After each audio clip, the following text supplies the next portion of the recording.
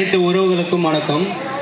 தற்போது நம்மிடையே நாம் தமிழர் கட்சியின் மகளிர் பாசறை ஒருங்கிணைப்பாளர் நம்ம நாடாளுமன்றத்தில் முன்னாள் எம்பி கேண்டிடேட் நின்றவங்க காளியம்மாளக்கா அவங்க நம்ம கிட்ட இந்த போராட்ட காலத்தில் கலந்துக்கணும்னு பூம்புகார்லேருந்து அவங்க வந்திருக்காங்க.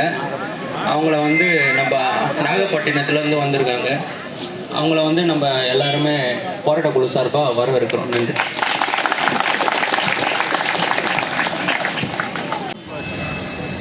எண்ணூர் மக்கள் பாதுகாப்பு குழு அப்படின்னு இந்த கொரமண்டல் இன்டர்நேஷ்னல் லிமிடெட் ஃபேக்ட்ரிக்காக அதுலேருந்து வரக்கூடிய இந்த அமோனியா கசிவுனால் பாதிக்கப்பட்டிருக்கக்கூடிய மக்களாக இருந்து கிட்டத்தட்ட 18 நாட்கள், 1-2 நாள் இல்லை, 18 நாட்கள் ஆண்கள் பெண்கள் குழந்தைகள்னு பாராமல் ஒரு மாபெரும் போராட்டத்தை முன்னெடுத்திருக்கிறீங்க. உங்களுக்கு என்னுடைய வாழ்த்துக்களும் வணக்கங்களும். நான் இங்கே தாமதமாக வந்ததுக்கு மன்னிப்பு கேட்குறேன். ஏன்னா எனக்கு வர முடியாத சூழல், உடல்நிலை சரியில்லை. எப்பயுமே கொஞ்சம் முடியாமல் தான் இருக்கேன். அதான். ஆனால் இந்த நடைமுறை என்ன போயிட்டுருக்கு என்னென்னு விசாரிச்சுக்கிட்டு தான் இருந்தேன். அந்த எண்ணெய் கழிவு வந்ததுலேருந்து ஒரு வெங்கட் அவர்கிட்ட, மதன் அவங்கள்ட்டெல்லாம் கேட்டுக்கிட்டே தான் இருந்தேன் இங்கே என்ன சூழல் போயிட்டுருக்கு அப்படின்னு. அப்புறம் எங்கள் கட்சியிலேருந்து என்னோடய அண்ணன் செந்தமிழன் சீமான் இந்த இடத்துக்கு வந்திருந்தாங்க.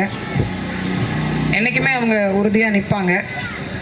நான் இன்றைக்கி ஒரு கடலோர பிள்ளையா, இந்த மண்ணினுடைய பூர்வகுடி மக்களில் ஒருத்தராக, உங்களுடைய இரத்த சொந்தமாக என்னுடைய நிலத்தை பாதுகாக்கணுன்ற ஒரு எண்ணத்தின் பொருட்டு சில விஷயங்களை சொல்ல விரும்புகிறேன்.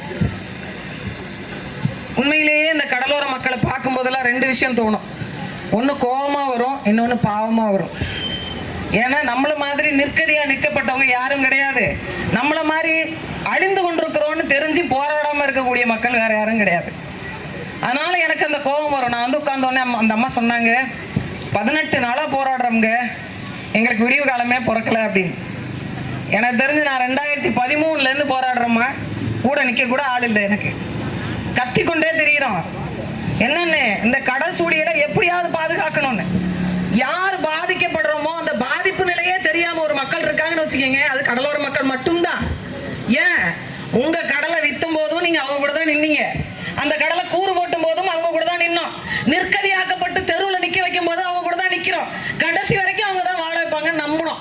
நம்பி தான் 900க்கும் மேற்பட்ட உயிர்கள் சொந்த நாட்டிலே கொல்லப்பட்ட போதும் கூட வேடிக்கை பார்த்து கொண்டிருந்தோம். நமக்கு இருக்கிற பிரச்சனை என்ன தெரியுமா? பெரிய விபத்து மக்களுக்கு போராட்டம் அப்படின்னா அந்த பக்கத்தில் இருக்கிற ஊருக்காரங்க வரமாட்டாங்க. இதே பக்கத்து மாவட்டம் வராது, அதுக்கு அடுத்த மாவட்டம் வராது. ஏன்னா அவன் பிரச்சனை அவனுக்குன்னு போயிட்டோம். ஆனால் என்னைக்கு இந்த மாதிரி சென்னையில் எண்ணூர் பகுதியில் ஒரு பிரச்சனை நாகப்பட்டினத்துக்கு தெரிஞ்சு அங்கிருந்து இங்கே நிற்கிறோமோ, இந்த ஒற்றுமை தமிழ்நாடு மொத்தம் முழுவதுமாக இருந்தால் மட்டும்தான் நாம உருப்பட முடியும், வழங்கவும் முடியும். ஒரு மனுஷனுக்கு என்ன தேவை? இப்ப எனக்கு வந்தோடனே சொன்னாங்க, இந்த தொழிற்சாலையை நிரந்தரமா மூடுவதற்கு அரசு ஆவணங்களை தயார்படுத்தி கொண்டிருக்கு. நான் எனக்கு தெரிஞ்ச விஷயத்த சொல்றேன். அந்த அரசு அதிகாரிகள்கிட்ட கிராமத்தின் வாயிலாகவோ அல்லது என்னுடைய குரலின் வாயிலாக போய் சென்றடைஞ்சா சரிதான். என்கிட்ட ஒரு தகவல் காமிச்சாங்க. இந்த தொழிற்சாலைக்கு வாங்கப்பட்ட நிலம் என்பது ஒரு சாக்லேட் தொழிற்சாலைக்காக வாங்கப்பட்ட நிலம். இப்போது அது மாற்றி வேறொரு தொழிற்சாலை நடந்து கொண்டிருக்கு. நில கையகப்படுத்துதல் சட்டத்தின்படி இந்த மாதிரி கடற்கரையோர நிலங்கள்ல யாராவது நிலம் வாங்குறாங்க அப்படின்னா அவங்க வாங்கப்பட்ட அந்த காரணத்தை தவிர வேறு காரணத்திற்கான தொழிற்சாலை அமைக்கப்பட்டால் அந்த தொழிற்சாலையினுடைய நிலத்தை யார் கொடுத்தார்களோ அந்த கொடுத்த உரிமையாளரை திரும்ப பெற முடியும் ஃபேக்டரியில இருந்து. இது நான் சொல்லல, சட்டம் சொல்லுது. இந்த சட்டம் இருக்கக்கூடிய ஆய்வாளர்களுக்கோ அல்லது இங்க இருக்கக்கூடிய ஆட்சியாளர்களுக்கோ அதிகாரிகளுக்கோ தெரியுமா தெரியாதான்ற கேள்வியை நான் முன்வைக்கிற ஒண்ணு. 2வது, தமிழ்நாட்டிலேயே நிரந்தர குடியுரிமை இல்லாம சொந்த மண்ணில் அகதியா ஒரு கூட்டம் இருக்குன்னா யார் தெரியுமா? அது கடலோர மக்கள் தான். ஏன்னா தமிழ்நாட்டிலே 72 விழுக்காடு மக்களுக்கு வாழ்ற நிலத்துக்கு நிரந்தர குடியுரிமை பட்டா கிடையாது. உங்களுக்கும் சேர்த்துத்தான் நான் சொல்றேன். 5 ஆண்டு 6 ஆண்டு காலமா கத்தி கொண்டிருக்கிறேன். யாராவது ஒரு ஆட்சியாளர் ஓட்டு கேட்க வரும்பொழுது எனக்கு நிரந்தர குடியுரிமை பட்டா கொடு, சொந்த மண்ணில் நான் இந்த மண்ணுக்காரன் தான் அப்படின்னு சொல்றதுக்கான ஒரே அங்கீகாரம் நிரந்தர குடியுரிமை பட்டா. அதை கொடு, அதுக்கப்புறம் வாக்கு செலுத்தணும் ஒருத்தரும் சொல்லலையே. நாம ஒருத்தரும் சொல்ல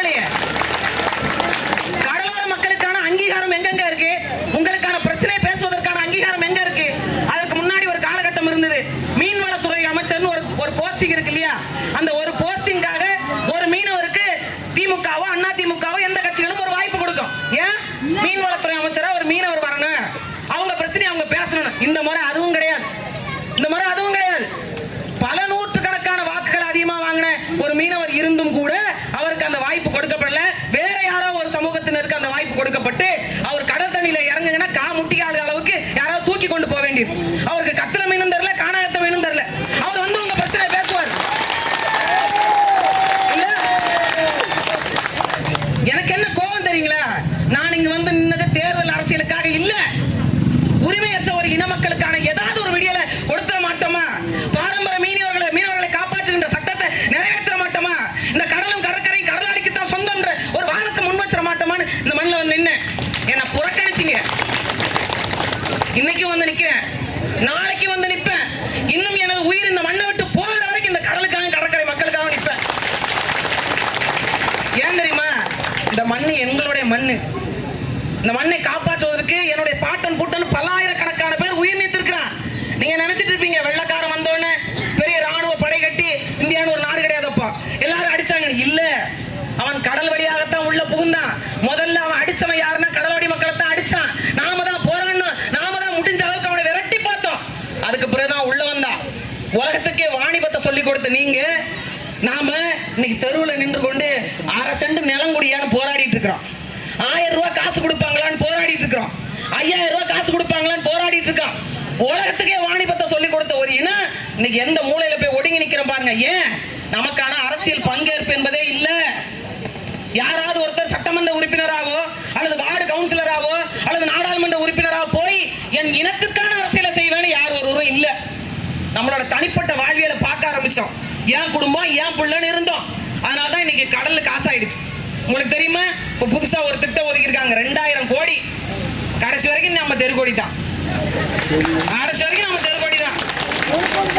2000 கோடி எதுக்கு தெரியுமா? நெய்தல் மீட்சி இயக்கம். கடலை மீட்கிறாங்க.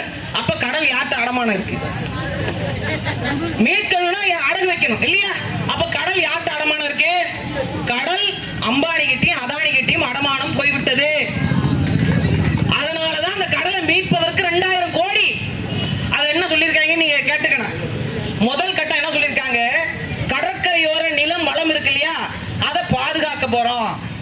அடுத்து என்னன்னா கடலோர மக்கள் இருக்காங்க இல்லையா, அவங்களுடைய வாழ்வாதாரத்தை பாதுகாக்க போறோம். இந்த ஃபேக்டரி எல்லாம் தூக்கி விட்டா நாங்களே வாழ்ந்துக்குவோம். எவனையும் நம்பி இல்ல, யாரையும் நம்பி இல்ல. உலகத்திற்கே தற்சார்பு பொருளாதாரம், தன்னை தானே வாழ்வித்துக் கொள்ள முடியும் என்ற உலகத்துக்கே சொல்லிக் கொடுத்தவன் கடலோடி. தன்னால தனித்து வாழ முடியும் என்று கற்றுக் கொடுத்தவன் கடலோடி.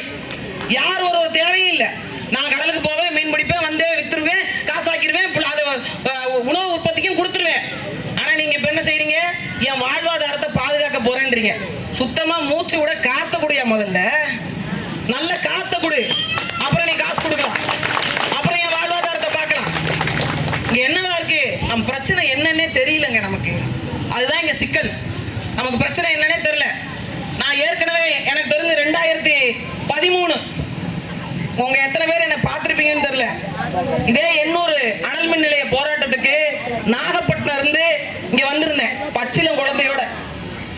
அங்க அப்ப வந்து நான் பார்க்கும்போது பாத்தீங்க அப்படின்னா 6 வேன்ல பெண்கள் மட்டும் வந்தாங்க, ஆண்கள் ஒருத்தர் கூட வரல அந்த போராட்டத்துக்கு. அப்புறம் 800 அனல் மின் நிலைய விரிவாக்க திட்டம், அந்த திட்டத்துடைய கருத்து கேட்பு கூட்டத்துக்கு ஊர் ஊரா வந்து பேசி மக்களை திரட்டி கொண்டு போய் எதிர்ப்பு தெரிவிச்சோம். இப்ப என்னன்னா இங்க இருக்கக்கூடிய மக்களுக்கு எல்லாம் ஒரு மனநிலை வருது. ஒரு தொழிற்சாலை வந்துச்சுன்னா இங்க இருக்கக்கூடிய மக்களுக்கு எல்லாருக்கும் வேலை கொடுத்துருவியான். எத்தனை பேர் இந்த தொழிற்சாலை வேலை செய்றீங்க? யார் வேலை செய்றீங்க? எங்களுடைய வாழ்வாதாரம் பெருகிடும். நாங்க எல்லாம் வந்து முன்னாடி கைலி வேட்டி கட்டிட்டு கடலுக்கு போனோம். இப்பெல்லாம் நாங்க கோட்டு சூட்டு போட்டுவிட்டு நல்லா ஃபேக்டரிக்கு போயிடுவோம். நீங்க அதுக்காகவே நிறைய பேர் இதை அலோவ் பண்ணாங்க. அப்ப இருந்த ஊராட்சி மன்ற தலைவர் அவர் ஒரு கையெழுத்தை போட்டு நாங்க அனுமதியை கொடுத்துட்டு போயிட்டாங்க. ஆனா இன்னைக்கு 8 வருஷம் ஆச்சு 7 பேருக்கு வேலை தர்றேன்னு சொல்லியே. 7 பேருக்கு வேலை தர்றேன்னு சொல்லி 8 வருஷம் ஆச்சு. உண்மையிலேயே ஒரு தொழிற்சாலை இந்த பகுதியில வருது அப்படின்னா அந்த தொழிற்சாலையினுடைய மிக முக்கிய நோக்கம் என்னவா இருக்கட்டும்? உள்ளூர் மக்களுக்கான வேலை வாய்ப்பை உறுதி செய்வேன். அதை சொல்லித்தான் இவங்க அனுமதியை வாங்கியிருப்பாங்க.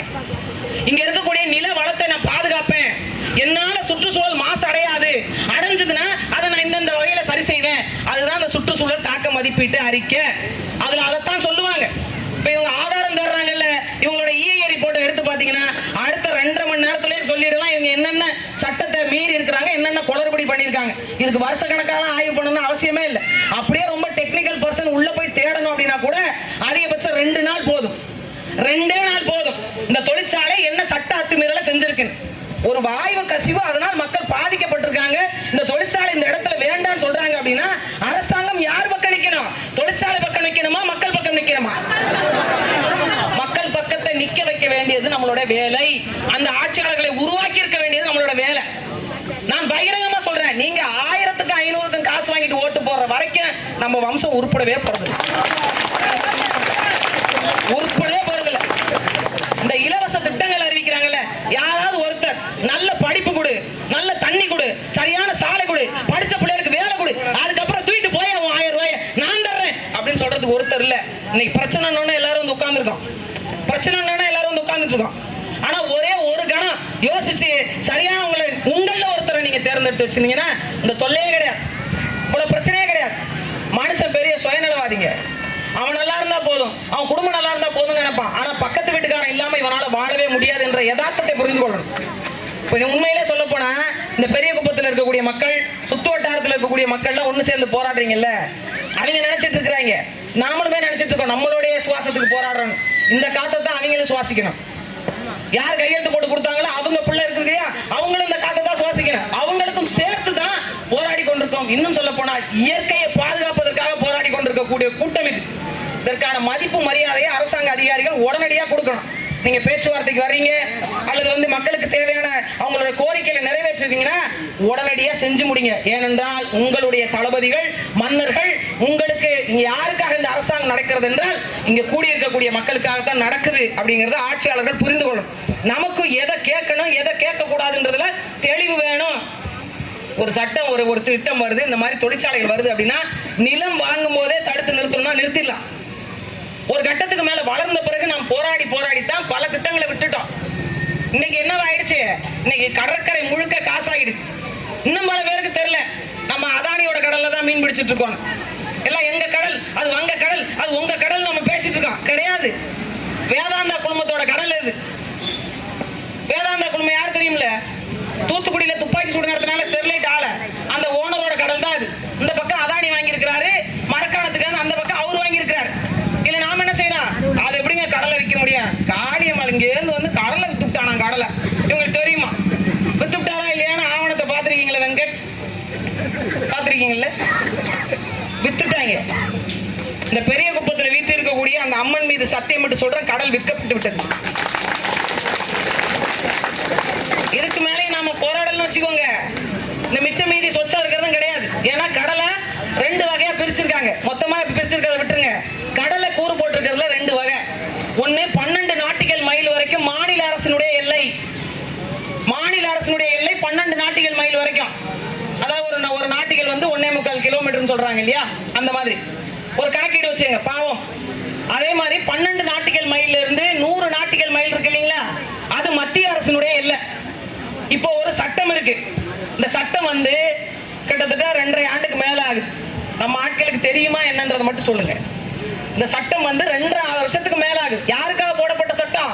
நமக்காக போடப்பட்ட ஒரு சட்டம். எதை வச்சு போடப்பட்டிருக்கு? கடலோடிகளையும் கடலையும் வச்சு போடப்பட்டிருக்கு. என்னன்னா, நீங்க சின்ன படகு எடுத்துட்டு மீன் பிடிக்க போறீங்கன்னு வச்சுக்கோங்க, ஒரு நாளைக்கு நீங்க 10,000 ரூபாய்க்கு தான் மீன் பிடிக்கணும் சட்டம். பெரிய படகு, விசை படகு எடுத்துட்டு போறீங்கன்னு வச்சுக்கோங்க, ஒரு நாளைக்கு நீங்க 1 லட்சம் ரூபாய்க்கு தான் மீன் பிடிக்கணும். அதுக்கு மேல மீன் பிடிச்சா என்ன ஆகும்னா, அந்த பிடிச்ச மீனை ஒப்படைச்சிட்டு மீன்வளத்துறை உங்களுக்கு ஒரு அபதாரம் விதிக்கும். அதை நீங்க கட்டணும். 3 முறை உங்களுக்கு அபதாரம் விதிச்சுட்டாங்க. அதுக்கு மேலே நீங்க மீண்டும் அதிகமா மீன் பிடிச்சிட்டீங்க அப்படின்னா உங்களுக்கு வாழ்நாள் தடை விதிக்க முடியும். நீங்க கடலுக்கு யாரும் போக முடியாது. இந்த சட்டம் அமல்ல இருக்கு, தெரியுமா உங்களுக்கு? இதுவரைக்கும் யாரா சொல்லியிருக்காங்களா? ஏன் இதை அமல்படுத்தாம இருக்காங்க தெரியுமா? வர தேர்தல், அதுக்கு அடுத்த தேர்தல்லாம் தலை காட்ட முடியாது கடலோர பகுதியில. அதனால நிப்பாட்டி வச்சிருக்காங்க. ஆனா சட்டம் இருக்கிறது, சட்டம் இருக்கிறது. அதே மாதிரி 12 நாட்டிகள் மைல் போறதுக்கு நீங்க மாநில அரசுடைய அதிகாரி கிட்ட ஒரு அனுமதி சீட்டு வாங்கணும். அதுக்கு பிறகு நீங்க போறதா இருந்தா மத்திய கவர்மெண்ட் கிட்ட போய் ஒரு சீட்டு வாங்கணும். இப்ப என்ன ஆயிடுச்சு அப்படின்னா, இந்த 12 நாட்டிகள் மைல் உள்ள கடல் பரப்பை ஏற்கனவே மரக்காணத்திலிருந்து நாகப்பட்டினம் வரைக்கும் உள்ள கடல் பரப்பு இருக்கு இல்லையா, மொத்த கடல் பரப்பையும் வேதாந்தா குழுமம் 4 லட்சம் ஹெக்டேர் கடல் பரப்பை வாங்கிட்டான். இப்ப மிச்ச மீன் இருக்கிறது என்னன்னு பாத்துக்கணும். நீங்க நாகப்பட்டினத்துக்கு அந்த பக்கம் கொஞ்சம், இந்த பக்கம் மரக்காணத்துக்கு இந்த பக்கம் கொஞ்சம் இருந்தது. இப்போ எண்ணூர் போர்ட் அதானியோட துறைமுகத்துக்கு அவர் வாங்கிட்டு போயா போட்டாரு. அந்த பக்கத்துல நீங்க யாரும் போக கூடாதுன்றாரு. எங்க போய் பொழைக்க போறீங்க? இதுல 2000 கோடி இப்ப புதுசா ஒதுக்குறாங்க. நெய்தல் மீட்சி இயக்கம். இப்போ மீட்டு கொண்டு வந்துருவாங்க. இப்போ 4 அன்னைக்கு உங்க பாக்கெட்ல எல்லாத்துலயும் நெய்தல் மீட் சேர்க்கறதோட கொஞ்சம் கொஞ்சமா இருக்கும். கடற்கரை கொடுத்துருவாங்க. கடல் அரிப்பை தடுக்க போறாங்களா? ஒரு காலத்துல குண்டு முள்ளுன்னு ஒண்ணு இருந்தது. எத்தனை பேர் பாத்தீங்க? இப்ப இருக்கா? எங்க போச்சு அந்த குண்டு முள்ளு? காத்தடினால வடக்குல இருந்து தெற்க அந்த குண்டு முள்ளு ஓடும். இப்ப ஏன் ஓட மாட்டுது? இருந்தாதானே ஓடுறதுக்கு. ஏன்? நம்ம மண்ணு வந்துங்க, நம்ம மண்ணு உயிர் உள்ள மண்ணு. கடற்கரை மணல் இருக்கு பாத்தியா? உயிர் உள்ள மணல். 6 மாச காலம் வடக்குல இருந்து தெற்கு நோக்கி நகரும். 4 மாச காலம் தெற்குல இருந்து வடக்கு நோக்கி நகரும். 2 மாத காலம் மணல் நகர்வு இருக்காது. மழை காலம், அதனால மணல் நகர்வு இருக்காது. இந்த பக்கம் அடிச்சு அந்த பக்கம் அரிப்பு வரும்போது அந்த மண்ணு வந்து இந்த பக்கம் பூர்த்தி செய்யும். இந்த பக்கம் அரிப்பு வரும்போது இந்த பக்கம் பறந்து வர மண்ணு அதை வந்து பூர்த்தி செய்யும். அப்படிதான் கடல் அரிப்பே இல்லாமல் நாம் வாழ்ந்து கொண்டிருந்தோம். ஆனா என்னைக்கு ஊருக்கு ஊரு கல்லு கொட்டுதுன்னு சொன்னீங்களா, அப்பெல்லாம் அமைச்சர் வாழ்வு செலுத்திடுச்சு. 1500 கோடிங்கிறாங்க, 1600 கோடிங்கிறாங்க. இப்ப இந்த ஊருக்கு அரிப்பு வந்தோம்னா பக்கத்து ஊர் என்ன பண்ணுது? எங்க ஊர்ல கல்லு கொட்டுங்க, அதுக்கு அடுத்த ஊர் அரிச்சிரும். அந்த ஊருக்காரங்க எங்க ஊர்லயும் கல்லு கொட்டுங்க. கடலே இல்லைங்க, இப்ப வெறும் கல்லு மட்டும்தான் இருக்கு. கடற்கரையே இல்ல, வெறும் கல்லு மட்டும்தான் இருக்கு. அப்ப எங்க போய் வாழ்வியலை பாக்குறது? அரிப்பு தான் வரும், கடல் அரிப்பு தான் வரும், வாழ முடியாத சூழ்நிலை தான் வரும். ஒன்னொன்னா விட்டு கொடுத்து மொத்த கடலையும் விட்டு கொடுத்து நீங்க வெளியேற வேண்டியதுதான். கட்டி வச்சிருக்காங்கல்ல அங்க விசாலமான வாசல், வலகாய போட்ட இடம், நான் கருவாடு காய வச்ச இடம், நான் கால் நடந்த இடம், நான் ஓடி விளையாண்ட இடம், நான் இங்க இருந்து வந்து ஈர மண்ணை சேர்த்து வச்சு கோயில் கட்டின இடம் ஒரு இடமும் கிடையாது. ஒத்த குடிசை அங்க போய் பாருங்க, 8 மாடி ஏறி இறங்கத்துல செத்து போயிடும். அந்த இடத்துல கொடுத்து அங்க போய் நீங்க நில்லுங்கன்றாங்க. கிராம மேலாண்மை திட்டம்னு ஒண்ணு இருக்குங்க. இவங்க வச்சிருக்க சட்டத்துல இருக்கிற பெரிய ஓட்டை நமக்கு சாதகமான ஒரு விஷயம்.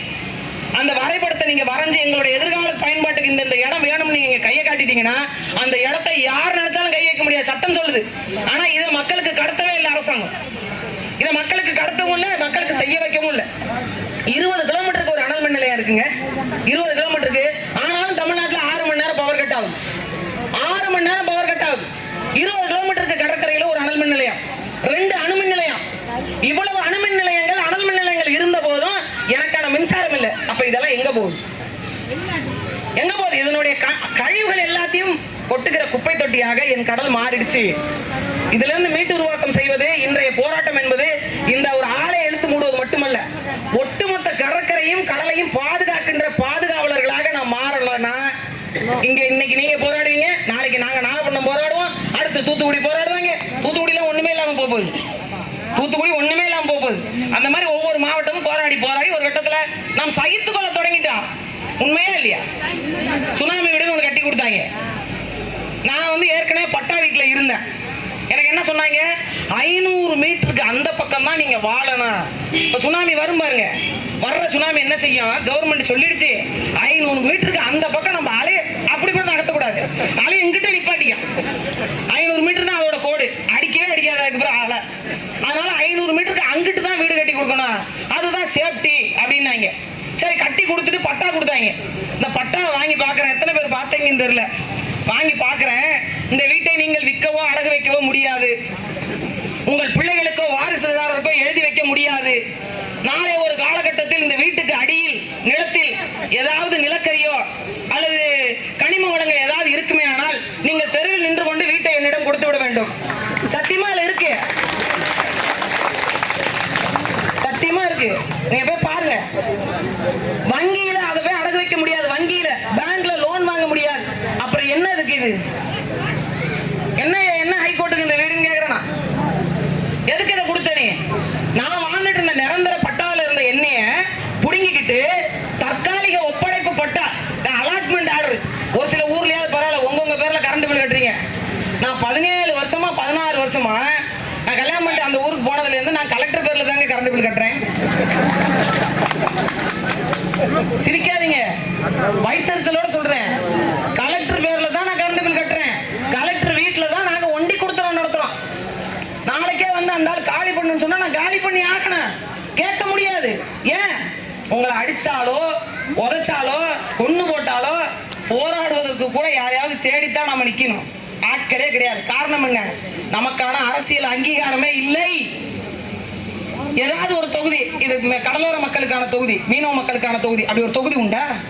இந்த இடத்துல இந்த வேட்பாளர் வந்து கடலோர பகுதி அதிகமா இருக்கிறதுனால இவங்களுக்கு தான் வாய்ப்பு, ஏதாவது ஒரு கட்சி இது வரைக்கும் சொல்லி இருக்கா? சொன்னவங்களையும் நம்ம திரும்பி பார்க்கறது கிடையாது. சொன்னவங்களையும் திரும்பி பார்க்கறது கிடையாது. வீடு வீடா ஏறி இறங்கினால இந்த பெரிய குப்பத்துல எத்தனை பேர் வீட்டில் ஏறி இறங்கின? நான் என்ன சொல்லி ஓட்டு கேட்டேன்? காளியம்மாளுக்கு வசதி பத்தல, அதனால நீங்க ஓட்டு போட்டீங்கன்னா ஜெயிச்சு ஒரு 2.5 கவுண்ட் இடத்த வாங்கி ஒரு 7 மாடி வீடு கட்டி வாழ போறேன்னு ஓட்டு கேட்டேன். இந்த கடற்கரையை பாதுகாக்கணும். மீனவ பெண் தொழிலாளர்களை தொழிலாளர்களாவே அங்கீகரிக்கல.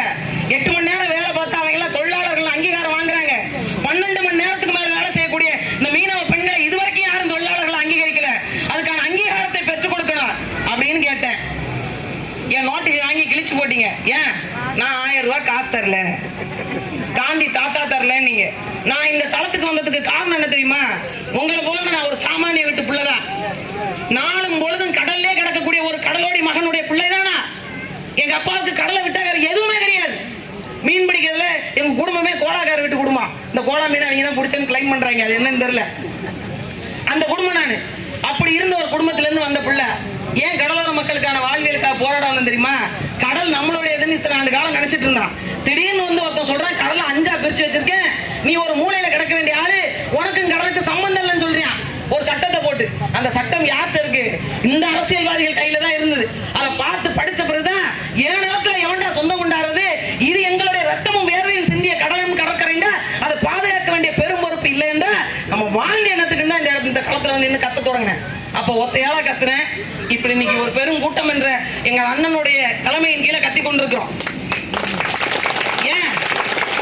எளிய மக்கள் என்னைக்கு அரசாங்கத்திற்கு வராங்களோ, அரசியல் அதிகாரத்துக்கு வர்றானோ, பாதிக்கப்பட்ட ஒருத்தன் எப்போது தனக்கான படையை உருவாக்கி இந்த நிலத்தில் புரட்சி செய்கிறானோ அன்னைக்கு தான் சரிசமமான வாழ்க்கை கிடைக்கும் என்பதற்காக மட்டும்தான் இந்த தளத்துக்கே வந்து நிக்க தொடங்கணும்.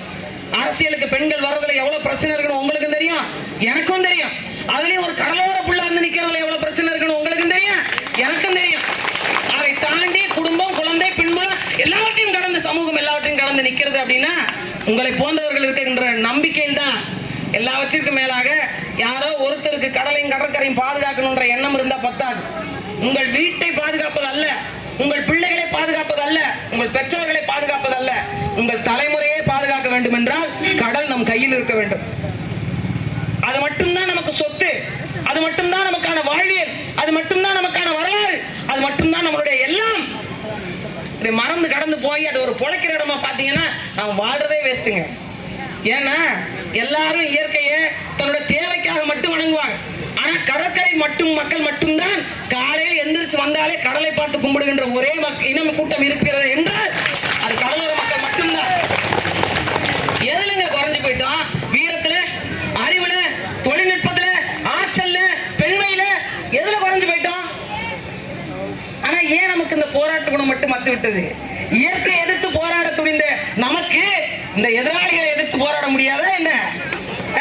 காற்றை கிழித்து கொண்டு போக தெரிந்த நமக்கு இவர்கள்லாம் நமக்கு கண்ணில் படுகின்ற ஒரு ஆளா?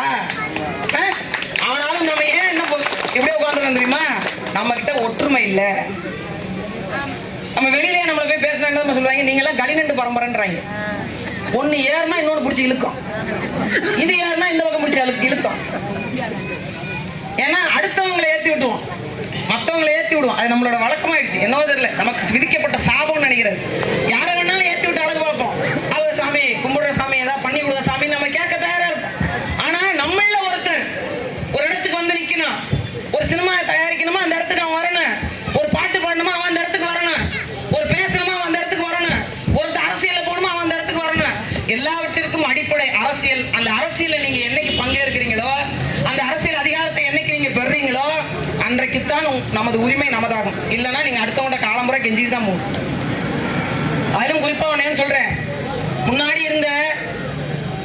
முன்னாள் மீன்வளத்துறை அமைச்சர் மரியாதைக்குரிய அண்ணன் KPP சாமி அவர்கள் ஒரு விஷயத்த சொன்னார். நான் நினைவுபடுத்த விரும்புறவங்க எல்லாருக்கும், சட்டமன்றத்தில் அவர் உண்மையிலே பகிரங்கமாக வருத்தத்தோடு தெரிவித்த ஒரு விஷயத்த சொல்றேன். அவர் சட்டமன்றத்தில் கடலோர மக்கள் குறித்து பேசுறார். அதை ஆமோதித்து, அதாவது ஆதரித்து கை தட்டுவதற்கு ஆள் இல்லை. அவர் வந்து வருத்தத்தோட பதிவிட்டார். அவர் பாட்டு கட்சியை சார்ந்தவர், அவருடைய கொள்கை வேறு, நம்மளோட கொள்கை வேறு. ஆனால் அவர் சொன்ன ஒரு விஷயம் என்ன தெரியுமா? பட்ன பயல்கள்லாம் நீங்க வளப்பத்துறது போதுண்டா, வாங்கடா சட்டமன்றத்துக்கு, நாடாளுமன்றத்துக்கு. நான் பேசுவதை ஆதரித்து கைத்தட்ட கூட இந்த சமவெளி மக்களுக்கான புரிதல் குறைவாக இருக்கிறதா? உழைத்து ஓடாய் போன நீங்க என்றைக்கு அதிக என்பது கேட்பது போல அந்த வார்த்தையை குறிப்பிட்டு பேசினார். உண்மையிலேயே அந்த வார்த்தை வலி நிறைந்த வார்த்தை. ஏன்னா நான் அதை அனுபவிச்சிருக்கேன், பல இடத்துல நான் அதை அனுபவிச்சிருக்கேன். ஒரு விஷயத்தை பத்தி நம்ம பேசுறோம் அப்படின்னா, ஆமாங்க உண்மையிலே நாங்கள் அப்படி பாதிக்கப்பட்டிருக்கோம் சொல்வதற்கு கூட ஆள் இல்லாத அனாதை போல் நான் பல இடத்துல நின்றுக்கிறேன். என்ன காரணம் தெரியுமா? நம் மக்களுக்கான விழிப்புணர்வு குறைவாக இருக்கிறது. இந்த அரசாங்கம் உடனடியாக இந்த மக்களுக்கான போராட்டத்தை செவிமடுக்கணும். ஏன் தெரியுமா? உலகத்திலேயே 2வது ஆபத்தான தொழில் செய்யறோம் நாம. முதல் ஆபத்தான தொழில் சுரங்க தொழில், 2வது ஆபத்தான தொழில் மீன்பிடி தொழில். இந்த 2வது ஆபத்தான தொழில் செஞ்சு ஒரு வருஷத்துக்கு 65,000 கோடி, எவ்வளவு? 65,000 கோடி வருமானத்தை இந்த நாட்டுக்கு ஈட்டி தரக்கூடிய கடலோர மக்கள் நாம. ஆனா இப்ப வரைக்கும் என்ன சொல்றாங்க தெரியுமா? மழைக்கால நிவாரணம் 4,000 6,000 ரூபாயாக உயர்த்தி தருகிறோம். தடைக்கால நிவாரணம் 4,000 6,000 உயர்த்தி தருவேன். என்ன பிச்சையா போடுற? பிச்சை போடுற எங்களுக்கு ஒரு நாளைக்கு குறைஞ்சபட்சம் வச்சுப்போம். குறைஞ்சபட்ச கூலி சட்டம் என்ன சொல்லுது? 8 மணி நேரம் வேலை பார்த்தா 400 ரூபாய் சம்பளம் சட்டம் சொல்லுது. நாங்க உலகத்துல 2வது ஆபத்தான தொழில் செய்யறோம். 500 ரூபாய் வச்சுக்கோங்க, 60 நாள் தடைக்காலம். அப்ப எனக்கு எவ்வளவு நிவாரணம் வரணும்? 30,000 ரூபாய் எனக்கு வரணும். 60 நாளைக்கு 500 ரூபாய் கணக்கு பண்ணா எனக்கு 30,000 ரூபாய் வரணும். ஆனா என்ன கணக்குல நீ 6,000 ரூபாய் காசு கொடுக்குற? என்னைக்காச்சும் கேட்டோமா? நம்ம கேட்டிருக்கோமா இது வரைக்கும்? அதே ஒன்று மழைக்கால நிவாரணம் 5,000 கோடி அதிகமாக வருமானத்தை ஈட்டி கொடுத்து கொண்டே இருக்கிறோம். ஆனா இதுவரைக்கும் நமக்கான உரிமையை நாம் கேட்டு பெறவே இல்லை. என்னைக்கு ஒன்று திரட போறீங்க? என்னைக்கு விஷயத்தை தெரிந்து கொள்ள போறீங்க? உங்களை போன்ற உங்களை அடுத்த தலைமுறை விட்டு விட்டு போறீங்களா? அவனும் போராடி போராடித்தான் சாக வேண்டுமா என்ற முடிவை நீங்களே எடுங்க. ஏன்னா விட மாட்டீங்கல்ல. நான் பார்ப்பேன் 2024 தேர்தல்ல கண்டிப்பா பார்ப்பேன். இங்க வருவேன், இங்க நான் வீடு வீடா பார்ப்பேன். நான் இப்பயும் சொல்றேன், எவ்வளவு பெரிய தொழிற்சாலைகள் வந்தாலும் சரி, எத்தனை பெரிய நிறுவனங்கள் வந்தாலும் சரி, எவ்வளவு பெரிய தனியார் கம்பெனிகள் வந்தாலும் சரி, நாம் ஒரே ஒரு கிராமம் நினைத்தால் போதும் எந்த தொழிற்சாலையும் கடற்கரை ஓரங்களில் வரவிடாம செய்ய முடியும். அதுக்கு ஒட்டுமொத்த பலம் நீ பெரியவன் நான் பெரியவன் அவங்க வந்து இங்க பண்றதா, இவன் சொல்லி நான் கேட்கறதா, இந்த இதெல்லாம் கைவிட்டுருங்க. இந்த எண்ணம் இருக்க இருக்க நாம் வாழவும் முடியாது, வளரவும் முடியாது. நம்மளுடைய தேவை, நம்மளுடைய இலக்கு என்னவா இருக்கும்? நாம் வாழும் போது நிம்மதியாக வாழணும். நாம் வாழ்கின்ற சூழலை ஒரு சுத்தமான சூழலோடு வாழணும். அதற்கு ஒட்டுமொத்தமாக மக்கள் விழிப்புணர்வு அடையணும். குறிப்பா நம்மளோட பிரச்சனை என்னன்னு சமூக மக்களுக்கு எல்லாம் தெரியாது தெரியுமா? அதிகபட்சமாக கடலோர மக்களுடைய பிரச்சனை குறித்து என்ன பேசுவாங்கன்னு நினைக்கிறீங்க? இலங்கை கடற்படை சுட்டா அன்னைக்கு ஒரு மிக முக்கிய செய்தியாக செய்தித்தாள்கள்ல வரும். அவ்வளவுதானே? மனசாட்சியத்தோடு சொல்லுங்க. நீங்க எல்லா கட்சியும் சேர்ந்தவங்களா இருப்பீங்க, சரிங்களா? உங்கள் மனசாட்சிக்கே நான் விடுறேன். 2 ஆட்சி காலத்திலையும் 900க்கும் மேற்பட்டவங்க சுடப்பட்டு கொல்லப்பட்டிருக்காங்க. ஆனா மீண்டும் மீண்டும் இந்த 2 கட்சியை தான் நாம் தேர்ந்தெடுத்து வச்சிருந்திருக்கோம். அரசியல் பேசல, ஆனா என்னுடைய அழிவினுடைய காரணத்திற்கான காரணியை நான் தேடுறேன். 900 பேர் கொல்லப்பட்டிருக்காங்க. ஒருத்தர் 2 பேர்லாம் இல்ல, 900க்கு மேல சாகடிக்கப்பட்டிருக்காங்க. சொந்த மண்ணுல வேறு நாட்டு, அதை நீங்க உதவி செஞ்ச ராணுவம், என்னுடைய வரி பணத்துல கொடுக்கப்பட்ட ராணுவ உதவி பொருளோடு வந்து ஒருத்தன் என்ன அடிக்கிறான், நிர்வாணப்படுத்துறான், அப்பனை மகனை சேர சொல்றான், எங்களை கொடுமைப்படுத்துறான், சித்திரவதை பண்றான், பச்சை மீனை திங்க சொன்னா, எங்களை சுட்டு கொன்னா, அதுக்கப்புறம் பெட்ரோலை ஊத்தி எரிச்சு கொள்றான். இவ்வளவு சித்திரவதைகளுக்கு பிறகு நாம இந்த இவர்கள்ட்ட அடிமை போன்று வாழ்ந்து கொண்டிருக்கிறோம். இவர்கள் தான் நம்ம வந்து பாதுகாப்பாங்க. ஒட்டுமொத்தமாக ஒன்றை சொல்றேன், இந்த போராட்டம் வலுவடையணும், இந்த போராட்டம் வெற்றி பெற வேண்டும் என்றால் நமது ஒற்றுமை இன்னும் கூடுதலாக இருக்கணும், இன்னும் கூடுதலாக இருக்கணும். நம்மளுடைய பலத்தை பார்த்தே நம் பகையாளிக்கு பயம் வரணும். அரசாங்கம் நம்ம ஒரு விஷயத்தை நிறுத்தணும் அப்படின்னா அரசாங்கம் ஸ்தம்பிச்சு போற அளவுக்கான வேலையை நம் ஒற்றுமை மட்டும் தான் செஞ்சு முடிக்கும். எந்த சூழ்நிலை வந்த போதும் அந்த சூழ்நிலைக்கு ஏற்றவாறு உதவி புரிந்தவன் கடலோடி மக்கள். இங்க வெள்ளம் வந்தாலும் சரி, போட்டு எடுத்துட்டு முதல்ல நாம தான் போவோம். புயல் அடிச்சாலும் நாம தான் போவோம். சுனாமி வந்தாலும் என் உசுரை இல்லைனாலும் அடுத்த உசுரை காப்பாற்றுறதுக்கு போய் நின்னோம். எங்கெங்க என்ன அநியாயங்கள் அட்டூழியங்கள் நடந்ததோ எல்லாவற்றிலும் பாதிக்கப்பட்ட மக்கள் நாம தான். அதனால ஒட்டுமொத்தமா நான் சொல்றேன், எல்லாரும் ஒன்று சேர்ந்து நில்லுங்க. யாரும் யாருக்கும் சளைத்தவர்கள் அல்ல. ஒருபோதும் பயம் கொள்ளாதீங்க. சாவு ஒரு தடவை தான். அது இந்த நிலத்திற்காக இடத்துக்காக வருது அப்படின்னா அதை விட கொடுப்பன வேற என்னங்க இருக்க போகுது? அதை விட கொடுப்பன வேற என்ன இருக்க போகுது? வாழைப்பழ தோல் வலிக்கு விழுந்து செத்தவெல்லாம் இருக்கான். நடந்து போகும்போது வேறொருத்தன் வேகமா ஓடுனதுல மோதி செத்தவன் இருக்கான். செல்போன் பேசிட்டே மாடியில இருந்து கீழே வந்து செத்தவெல்லாம் இருக்கான். அவன் சாவெல்லாம் ஒரு பக்கம் இருந்தா, இந்த கடலோரம் சூழியலுக்காக என்னைக்கு நீங்க போராட வந்துட்டீங்களா, நீங்க எல்லாம் சரித்திர மாவீரர்களா தான் நான் உங்களை பாக்குறேன். தனித்து நிற்கப்பட்ட எனக்கே உண்மையிலேயே இது ஒரு பெரிய வேகமாகவும் உத்வேகமாகவும் தெரியுது. இவ்வளவு மக்கள் தன்னுடைய நிலத்திற்காக போராட வந்துட்டாங்க, தன் வாழ்வியலுக்காக போராட வந்துட்டாங்க. இனிமே கடலோர மக்களே எவனோரும் ஒன்றும் செய்ய முடியாது அப்படின்ற மிகப்பெரிய ஒரு ஆற்றலும் உண்மையிலே பார்க்கும்போது எனக்கு எப்படி சொல்றது, நான் மிகையா சொல்றேன்னு கூட நினைச்சுக்கோங்க, எனக்கு இறைவனை பார்க்குற மாதிரி தெரியுது உங்க எல்லாரும் உட்கார்ந்து இருக்கும்போது. ஏன்னா யாரும் போராட இருக்க மாட்டாங்க, இந்த மக்களை என்ன அடிச்சாலும் நீங்க யாரும் கேட்க மாட்டாங்க அப்படின்னு சிலர் நினைச்சிட்டு இருந்தாங்க. ஆனா இங்க என் நிலத்திற்காக நான் போராட துணிஞ்சிட்டேன், என் பிரச்சனையை என்னமே என்னோட அடுத்த தலைமுறைக்கு நான் கொடுக்க மாட்டேன்னு சொன்னது வரைக்கும் நம் போராட்டம் உறுதியாக வெல்லும். கவலையப்படாதீங்க. இந்த ஆவணங்களை எங்களால முடிஞ்ச ஆவணத்தை, இந்த கம்பெனிக்கு எதிரான ஆவணங்களை எங்களால் என்னெல்லாம் முடியுதோ அதை நானும் திரட்டி இங்க இருக்கக்கூடிய நிர்வாகிகள்கிட்ட நாங்கள் கொடுக்குறோம். அதை நீங்க சம்பந்தப்பட்ட அதிகாரிகள்கிட்ட கொடுங்க. ஒன்றை சொல்றேன், அதிகாரம் என்பது மக்களுக்கானதே தவிர மக்கள் அதிகாரத்துக்கானவர்கள் அல்ல. இந்த அதிகாரம் நம் மீது செலுத்தப்படுகின்ற அடக்குமுறையை தடுத்து நிறுத்தத்தானே தவிர கார்ப்பரேட் நிறுவனங்களுக்கு கூட சேர்ந்து கும்மி அடிப்பது அல்ல. இதை நாம் தெளிவுபடுத்திக் கொள்ளணும். நிறைய ஆபீசர்ஸ் வருவாங்க, சில ஆபீசர்ஸ் என்ன செய்வாங்க, நேரடியாவே வந்து பகைப்பாங்க. அப்படிதான்ப்பா அப்படிதான்ப்பா அப்படிம்பாங்க. இன்னும் சில பேர் என்ன செய்வாங்க, நல்ல தேன் தடவி உள்ள விசப்பூச்சி வச்சிருப்பாங்க. சரிங்களா? எல்லாவற்றுக்கும் மேலாக எது வாங்கினாலும் உங்களுக்கு கிராம நிர்வாகத்துக்கு சொல்றேன், எழுத்துப்பூர்வமான அறிக்கை வரும் வரைக்கும் நாம இதுல இருந்து கலையவே கூடாது. நீ தற்காலிகமா மூடுற அல்லது நிரந்தரமா மூடுற எதுனாலும் அரசாங்க முத்திரை தாளோடு வரக்கூடிய எழுத்துப்பூர்வமான ஆவணத்திற்கு மட்டும்தான் நாம் செவிமடுக்கணும். இல்ல இன்னைக்கு நீங்க கலைங்க, நாளைக்கு கண்டிப்பாக உத்தரவு வந்துடும் அல்லது வாய்மொழி உத்தரவு கொடுத்துட்டாங்க அப்படின்னா நம்மளை ஏமாற்ற போறாங்கன்னு அர்த்தம். நம்மளை கண்டிப்பா ஏமாத்திடுவாங்க. அதனால எழுத்துப்பூர்வமான அறிக்கை சீல் பண்ற வரைக்கும் பக்கத்துல இருந்து அதை சூடு வச்சு ரப்பர் சூடு வச்சு வர்ற வரைக்கும் நம்ம கூடவே இருந்தா மட்டும்தான் வேலை நடக்கும். ஒன்று. இரண்டாவது, ஒரு அரசாங்க அதிகாரி நமக்கான ஆவணங்களை தயார் செய்வார்கள்.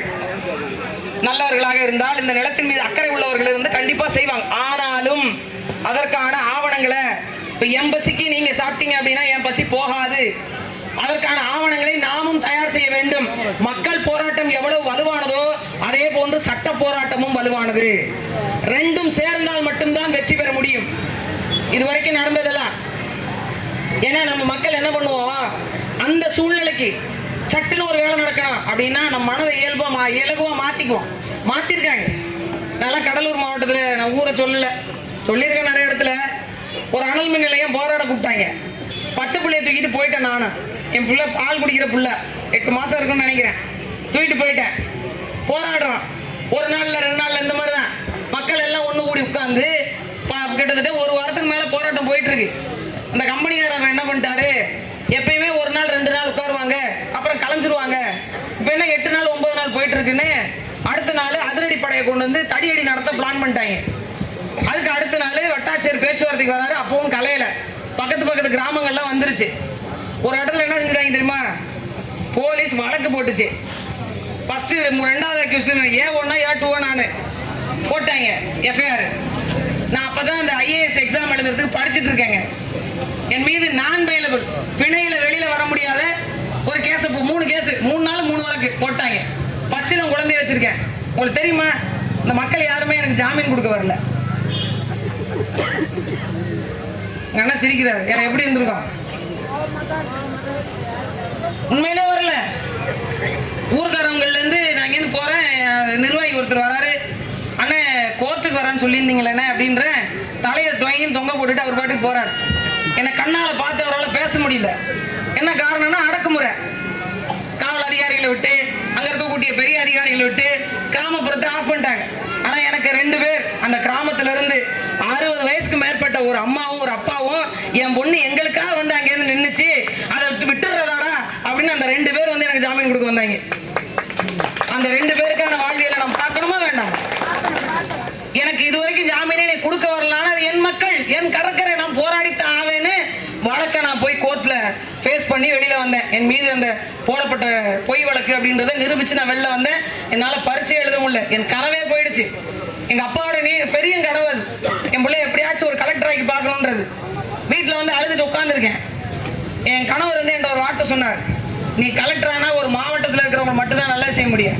இன்னைக்கு நீ ஒரு பொதுவான ஆளு, யாரை வேணாலும் நீ பேசலாம், எந்த மக்களுக்காக வேணாலும் நீ போராடலாம். இதை விட கொடுப்பன வேற என்ன இருக்குன்னு தூக்கி போட்டு வந்தாச்சு. இன்றைக்கும் எங்க அண்ணன் செந்தமிழன் சீமான் பின்னாடி நிக்கிறதுக்கு ஒரு காரணம் இருக்கு. என்ன அப்படின்னா, கடலோர மக்களை மக்களாவே எந்த கட்சியும் பார்க்கல, வெறும் வாக்கு வங்கியா மட்டும் பார்த்துச்சு. நீட்டு நடத்துல ஓட்டு போடுவாங்க அப்படின்னு. ஆனா இந்த மக்களுக்கும் ஒரு வாழ்வியல் இருக்கு. இந்த மக்களையும் அடிச்சா கேட்பதற்கு ஒரு கூட்டம் தேவை. இந்த மக்களும் என் இனத்தின், என்னோட நிலத்தின் பிள்ளைகள் தான், இவங்களுக்கான அரசியல் அதிகாரமும் வேண்டும் என்பதற்கான ஒரு இயக்கமா நாம் தமிழர் இருக்கிறதுனாலதான் நாம் அதுல சேர்ந்து பயணிக்கிறோம். சரிங்களா? ஒட்டுமொத்தமாக எல்லாரும் தேடுங்க, எது சரியான அரசியல், எது நமக்கான வாழ்வியல், அடுத்த தலைமுறை எப்படி இந்த மண்ணில் வாழும். வட சென்னை முழுக்க ஃபேக்டரிஸ் தான். மக்கள் எல்லாம் இனிமேல் வாழ முடியாது. நாங்க கொண்டு போய் அள்ளி கொட்ட போறாங்க பாருங்க. ஏற்கனவே நம்ம மக்களை நல்ல தண்ணி ஓட குப்பம்னு ஒரு ஊர் இருந்துச்சுல்ல, எங்க அந்த ஊரு? ஊர் பேரே பாருங்க, நல்ல தண்ணி ஓட குப்பம். நல்ல தண்ணி ஓட இருந்த ஊர் அது. உப்பு தண்ணியே கிடையாது அந்த ஊர்ல. எப்ப காலியாச்சுன்னு உங்க எல்லாருக்கும் ஞாபகம் இருக்கா? ஒரே நாள் இரவு பஞ்சம் முடிக்க போனாங்களா அந்த மக்கள். ஒரே நாள் இரவு யாருக்கு நீங்க ஓட்டு போட்டு வெளில வச்சீங்களோ அந்த நபரே தான் இரவோடு இரவா வந்து கேஸ் சிலிண்டர் மட்டும் எடுத்து வெளில வச்சுட்டு ஜேசிபி வச்சு நகர்த்தாங்களா இல்லையா? எத்தனை பேர் போராடினீங்க? எத்தனை பேர் நம்ம போராடினோம்? யாரும் ஒருவரும் போராடல. அந்த மக்கள் அள்ளி கொண்டு பிள்ளைகளை கையில வைத்துக் கொண்டு தெருவில் நின்னாங்க. நாகப்பட்டினத்துல இருந்து ஓடி வந்தோம் நாங்க. தெருவில் நின்னாங்க. அல்லாடிட்டு கிடந்த மக்களை கொண்டு போய் கண்ணகி நகர்லையும் செம்மஞ்சேரிலையும் போட்டாங்க. பறந்து வாழ்ந்த மக்களை ஏதோ புறா கூட்டில் அடைக்கிற மாதிரி அடைச்சு வச்சிருக்காங்க. இப்போ வரைக்கும் நாம பேசல. இதுக்கு மேல பேசாம இருந்தீங்கன்னு வச்சுக்கோங்க, அந்த கடவுளே இறங்கினாலும் நம்மளை காப்பாற்ற முடியாது. இதுதான் நமக்கு கிடைச்சிருக்க வாய்ப்பு. விடாப்பிடியா நில்லுங்க. உறுதி ஒன்றுதான் மிகப்பெரிய வெற்றியை கொடுக்கும். முயற்சி ஒன்றுதான் மிகப்பெரிய வெற்றியை கொடுக்கும். நாம் ஒட்டுமொத்தமாக நின்றோம் என்றால் நாம் ஆலமரம், நம்மளை அசைக்கவே முடியாது. நீங்க தனித்து நின்றீர்கள் என்றால் நீங்க வாழைமரம், ஈஸியா புடிங்க இருந்து போயிட்டே இருப்பாங்க. அதனால மொத்தமாக நில்லுங்கள். இந்த அரசு கிட்ட நாம எதிர்பார்க்கிறது, நாங்க சுயமாக யாரையும் தொல்லை பண்ணாம, யாரையும் ஏமாத்தாம, யாரையும் சுரண்டாம, எவனையும் ஏற்றி படைக்காம உழைப்ப மட்டுமே நம்பி வாழக்கூடிய ஒரு பூர்வகுடி தொல்குடி மக்கள். எங்களை நிம்மதியா வாழ விடுங்க. கடலும் கடற்கரையும் எங்களுக்கு சொந்தம். அதை யார் எந்த கொம்பம் வந்தாலும் புடுங்க முடியாது. கடைசி சொட்டு உசுர் ரத்தம் இருக்கிற வரைக்கும் போராடுவதற்கு நாங்க தயாரா இருப்போம். அதுக்கான ஒரு ட்ரெய்லர் தான் இது. ஒட்டுமொத்தமாக நாம் ஒன்று சேர்ந்து நிக்கணும். அரசாங்கம் இங்க போராடக்கூடிய மக்களுடைய கோரிக்கையை மட்டும் இதை பார்க்காதீங்க. எல்லா மக்களுக்கான வாழ்வியல் கடல். உயிர் சூழலுடைய தொடக்கமே கடல் தான். கடல்ல ஏதோ மீன் இருக்கு, இறால் இருக்கு, நண்டு இருக்கு, நத்தை இருக்கு, பாசி இருக்கு அப்படின்னு கடந்து போனீங்க அப்படின்னா மனுஷன் வாழ முடியாது. அதுதான் உயிர் கோலத்தினுடைய அடையாளமே. உயிர் பிறப்பிடமே அந்த இடம் தான். இங்குதான் நாகரிகம் வளர்ந்தது, இங்குதான் மனிதனுடைய வரலாறு தொடங்கப்பட்டது, இங்குதான் எல்லாம் நடந்தது, இங்குதான் கலை, இங்குதான் பண்பாடு. இது எல்லாவற்றையும் தொடங்கப்பட்ட இடத்துல நாங்க சூழியல் சார்ந்து இயற்கையோடு இயற்கையாக மன நிம்மதியோடு நிறைவாக வாழ நினைக்கிறோம். எங்களை மீண்டும் மீண்டும் புண்படுத்தாதீங்க. எங்களை வற்புறுத்தி ஒரு மிகப்பெரிய போராட்டத்துக்கு தள்ளாதீங்க. அரசு உடனே செவிமடுத்து இந்த மக்களுக்கும் மண்ணுக்கும் இங்கு வாழக்கூடியவர்களுக்கும் மிகப்பெரிய அச்சுறுத்தலாக இருக்கக்கூடிய இது போன்ற தனியார் தொழிற்சாலைகளை தயவு செய்து இந்த மாசு கட்டுப்பாடு வாரியெல்லாம் 6 மாசத்துக்கு ஒரு தடவை ஆய்வு நடத்துங்க. வெறும் ஆபீஸ்லயே உட்காந்துட்டு காசை வாங்கி டேபிள் கீழே வச்சுட்டு ஒரு பேப்பரை கொடுத்து அறிக்கை சமர்ப்பிக்காதீங்க. நேரம் வாங்க, களத்துக்கு வாங்க. அவங்க காத்தை எவ்வளவு மாசுபடுத்துறாங்க, தண்ணியை எவ்வளவு மாசுபடுத்துறாங்க, நிலத்தை எவ்வளவு மாசுபடுத்துறாங்க, நாய்ஸ் பொல்யூஷன் சத்தத்தினால இறைச்சலால எவ்வளவு மாசுபாடு அடையுது, எவ்வளவு நோய் வருது, மாசம் மாசம் மெடிக்கல் கேம்ப் நடத்துறாங்களா? எல்லாவற்றிற்கும் மேல ஒண்ணு சொல்றேன். இந்த கார்ப்பரேட் சோசியல் ரெஸ்பான்சிபிலிட்டின்னு ஒண்ணு இருக்கு. ஒரு கம்பெனிக்கும் சிஎஸ்ஆர் ஃபண்டுன்னு சொல்லுவாங்க. அதாவது அந்த கம்பெனியினுடைய மொத்த லாபம் இருக்கு பாருங்க, அதுல 2 விழுக்காடு அந்த கம்பெனி எந்த பகுதியில் இயங்குதோ அங்க இருக்கக்கூடிய மக்களுக்கு செலவு செய்யணும். ஏதாச்சும் வெள்ளம் வந்தாலோ, புயல் வந்தாலோ, அல்லது ஏதாவது நோய்வாய்ப்பட்டாலோ அங்க இருக்கக்கூடிய மக்களுக்கு அரிசி, பருப்பு, சமுதாய கூடம், பள்ளிக்கூடம், இந்த மாதிரி பூங்காக்கள் இதெல்லாம் கட்டி கொடுக்கணும். யாரு? இந்த நிறுவனம் தான் செய்யணும். மொத்த லாபத்துல 2 விழுக்காடு அந்த கிராம பகுதி மக்களுக்கு செலவிட்டே ஆகணும். இல்ல அப்படின்னாலே அந்த தொழிற்சாலை மூடலாம், சட்டம் இருக்கு. அதனால ஒட்டுமொத்தமாக இந்த அதிகாரிகள் நேர்மையான வகையில் ஆய்வு நடத்தி அவர்களுடைய சட்ட அத்துமீறல்களை வெளிப்படையாக காண்பித்து ஒரு அரசாங்கம் மக்களுக்கானது என்பதை உறுதிப்படுத்துங்க. நிரந்தரமாக இது போன்ற கொடிய விஷங்களை பரப்பக்கூடிய, மக்களுடைய வாழ்வியலை சிதைக்கக்கூடிய, சுவாச கோளாறுகளை ஏற்படுத்தக்கூடிய, நோய்களை உருவாக்கக்கூடிய இந்த மண்ணுக்கு எதிரான இது போன்ற தொழிற்சாலைகளை உடனடியாக நிரந்தரமாக இழுத்து மூடுங்க என்ற மக்கள் கோரிக்கையை அரசாங்கம் உடனே செவிமடுத்து அதை செய்து முடிக்கணும்.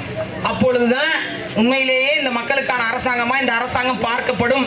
இல்லை என்றால் இது வெத்து திராவிட மாடல் தான், அதுல வேற வார்த்தைக்கே இடம் கிடையாது. இது வெத்து திராவிட மாடல் தான். எங்களுக்கு இல்லாதது வேற யாருக்காகவும் இருக்க முடியாது. நாங்கள் அமைதியாக இந்த விஷயத்தை கடந்து போகிறதும் வேற மாதிரியான முடிவு எடுக்கிறதும் அரசாங்கத்தின் கையில் தான் இருக்குது. இது ஒரு கிராமத்தோட போராட்டமா இருக்கிறதும் ஒட்டுமொத்த தமிழ்நாட்டில் இருக்கக்கூடிய கடலோர மக்களுடைய போராட்டமா மாறுறதும் அரசாங்கத்தினுடைய கையில் தான் இருக்கு. அவ்வளவுதான் சொல்ல முடியும். இந்த நிரந்தரமா ஒரு தீர்வு கொடுக்குறாங்க அப்படின்னா அதை வரவேற்கிறோம். இது போன்ற அழிவுகரமான தொழில் திட்டங்கள் இந்த கடற்கரையோர மண்ணில், அதுவும் குறிப்பா இந்த ஈக்கலாஜிக்கலி சென்சிட்டிவிட்டி ஏரியான்னு சொல்லுவாங்க, சுற்றுச்சூழல் முக்கியத்துவம் வாய்ந்த பகுதி. அதாவது கடற்கரையிலிருந்து ஒரு சதுப்பு நிலம் வரும், ஒரு 200 மீட்டர், அது சிஆர்செட் 1, அதுல இருந்து ஒரு 300 மீட்டர் அப்படிங்கிறது சிஆர்செட் 3, அது நாம வாழக்கூடிய பகுதி. இந்த 200 மீட்டர் இந்த சென்சிட்டிவிட்டி ஏரியா இருக்கு இல்லையா, அந்த இடத்துல எந்த விதமான அழிவுகரமான தொழில் திட்டமும் வரக்கூடாது என்ற சட்டம் இருந்த போதும் இத்தனை தொழிற்சாலைகள் வருகிறது என்றால் எல்லாம் சட்ட அத்துமீறல்கள் தான்.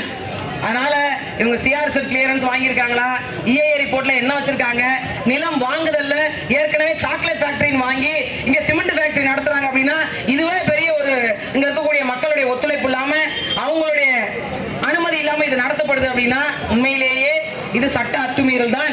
இந்த ஆவணங்களை எல்லாம் இந்த அரசு அதிகாரிகள் உடனடியாக தயார் பண்ணி இந்த தொழிற்சாலையை நிரந்தரமாக இழுத்து மூடி எங்களாக கடலோர மக்களை கடலோர மக்களாக நிம்மதியாக வாழ வைக்க வேண்டும் என்ற கோரிக்கையை தமிழக அரசுக்கு வைத்து ஒட்டுமொத்தமாக இந்த இனத்தின் கூட்டம் வெளிப்படைந்திருக்கிறது என்ற மாபெரும் மகிழ்ச்சியோடு உங்களோடு என்றென்றைக்கும் நான் சார்ந்திருக்கக்கூடிய நாம் தமிழர் கட்சியும் எங்கள் அண்ணன் செந்தமிழன் சீமானும் உங்களோடு என்றென்றைக்கும் துணையாக நிற்போம், நின்று கொண்டேதான் இருப்போம்.